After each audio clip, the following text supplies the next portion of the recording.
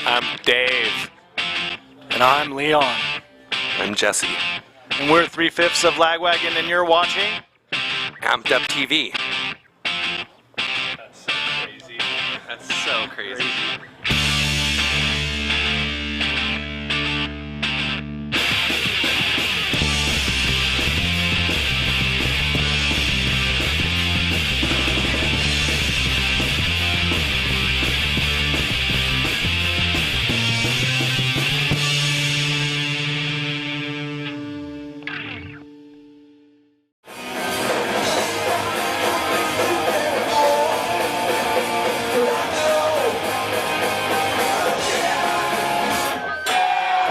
Hi, this is Kevin from Amped Up TV, and this week we are here with members of the band called Lagwagon, which is pretty much the awesomest band ever. You guys can just say your name and what you do in the band. Hi, I'm Jesse. I play bass. I'm Chris, play guitar. Dave, I played drums. All right, so you guys have been together for a while. How did Lagwagon get its start? I wasn't there, so you might have to ask that. I wasn't there either. Basically, Jesse wasn't really there. I wasn't really there. I was kind of the last member to join, but I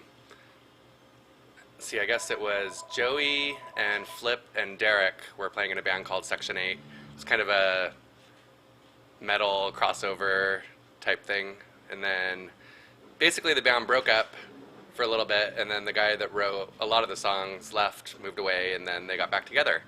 And a friend of mine, they made one handwritten flyer for a bass player, and a friend of mine found that at the local community college and brought it to my high school. So they were kind of stuck with me because I was the only one that found the flyer.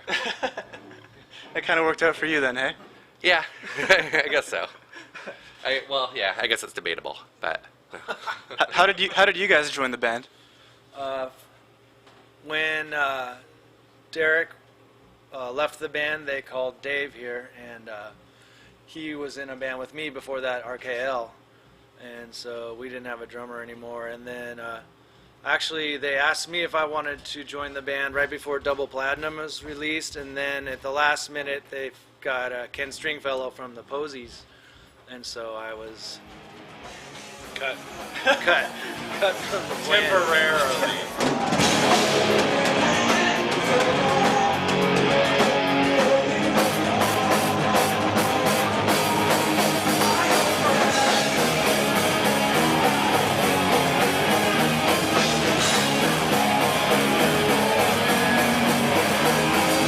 So since the band started, who were your biggest influences listening to music and everything, and then recording your own music? Who did you guys listen to?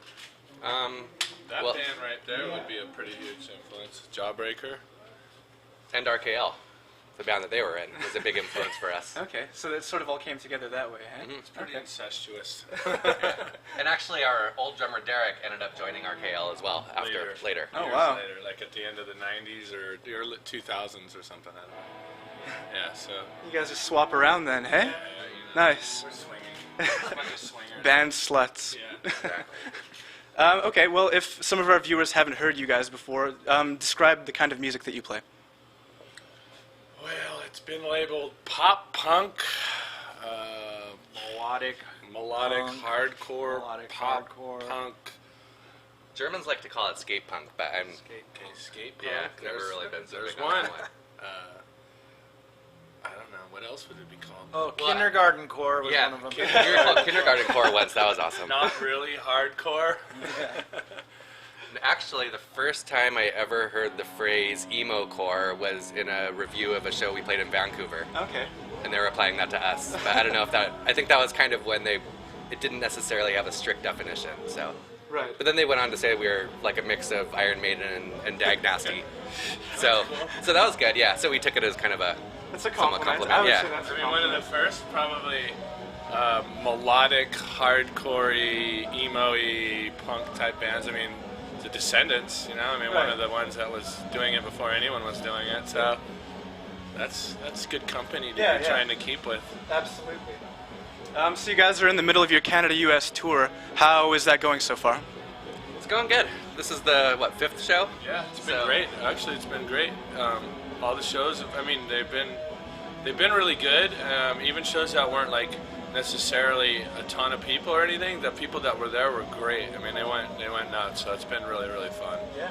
And after 12 years, it's kind of cool. Right. Yeah. Absolutely. How would you compare this to playing on something like the Warp Tour? I know you guys have played on the Warp Tour in the past. Is it similar to touring just with your own band, or is it different at all? No. It's definitely different.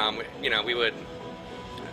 I can probably speak for everyone when I say that we definitely prefer club shows over, a big circus like the Warp Tour. Where, right. Okay. So. And I also know Joey and Dave are in Me First and the Gimme Gimmes. Does their involvement with that overlap between Lagwagon at all? As far as scheduling stuff, it has a little bit. Yeah, I mean, some of the tours, obviously, which because there's, everyone in that band is in another band, so we try to kind of correlate it with, off and on with the touring of each band. So yeah, I mean, I'm sure it's affected. Obviously when we're out there, we can't be doing Lagwagon stuff, so that takes away. But generally, I think we try to get it in between, so it doesn't hurt the other band. But I guess it doesn't always work that way. Right.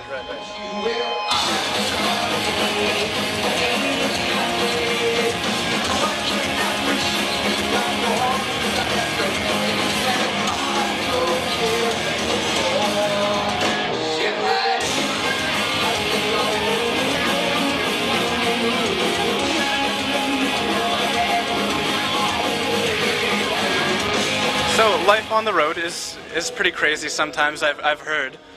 Do you guys have any fun and embarrassing stories you want to tell about yourself or other band members that didn't come today? Has anything ever happened in Winnipeg? I don't know if I should say that, though. I don't know if it's something I should say, but, We're on the internet. You can say anything you want. Yeah, but it could come back to haunt me, 'cause it has something to do with going to jail here last time I was here in Winnipeg. But they didn't know who I was. And if they did, I might not be here right now. It wasn't him. It wasn't me. It was all a lie. Okay. It was a big fabricated lie. See, someone said that I got really, really drunk because I was drinking whiskey or something with George from Propaganda, and then I just continued drinking, and then somewhere. Now, this is all hearsay, so I don't know. This is what someone tells me I was doing. I don't think it was me. And then I ended up somewhere like a drunk tank. Okay. A little ways away. Okay. I don't know. You know what? It happens. not true. Happens to the best of them, I've heard. Yeah, there was another guy in there. Yeah. He's screaming and hollering. But I don't know, because that's what someone else's story says. So that may or may not be true. Can't be proven or denied. There we have it then. That's how it's going to stay then, hey? So it's gonna go down. I think the Dave impersonator is still loose on the streets of Winnipeg somewhere. So. Uh-oh. Oh, boy. Okay. So for this tour, I guess it's been going well. What's been the overall response from fans? Great. Great. Really great. Yeah. Yeah. Everything's Positive. been great. Positive. Good. So you guys have released a lot of albums. You released this is your 10th album, or this is an EP, or this is an EP. This new one. Yeah. Okay, called I Think My Older Brother Used to Listen to Lagwagon, sort of playing on the fact that you have been around for a long time, and it's great. What do they think? What do your fans think about this new album? I haven't seen anything negative so far. Everyone seems pretty happy with it. So. It's been out just a little while, so it's kind of hard to know, but I think it's been okay. Yeah. So, at least the name of the album is, I think my dad used to listen to Lagwagon. I could have really. Maybe sometime, really dated it. maybe down the road you might have an album like that. Yeah. In another 20 years. What are the similarities and differences to older albums? I guess you guys have progressed over the years. Can you explain how you've progressed? It's probably just songwriting. It's just kind of changed, like that does. Joey's just gotten probably better as a songwriter in general, and we're just his lackeys. We just, we just do what we're told. He writes the songs and we ruin them. Yeah, he writes them, we ruin them with our 2 cents here and there. So. Just here to play the instruments, hey? Yeah, that's how it goes.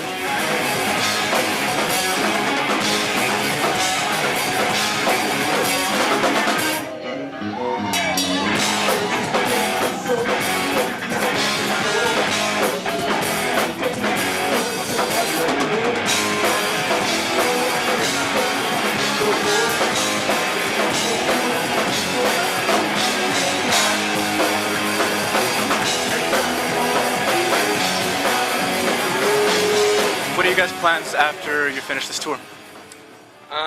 Well, we have about a month off, and then we're going to Australia, New Zealand, and Japan.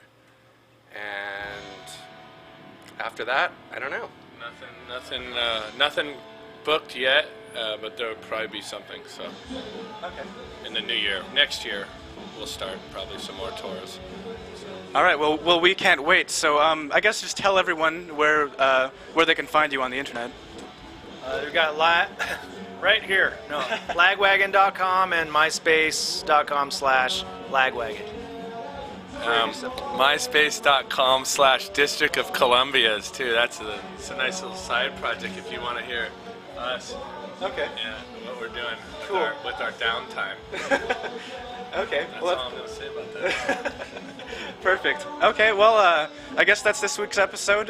We'd like to thank the band for coming out and doing this interview. Very, very generous of you folks. And we'd like to remind our viewers to look us up on Facebook and also to subscribe to our iTunes podcast. Thanks a lot. This is Kevin, and I'll see you next week. Bye, Kevin. Bye.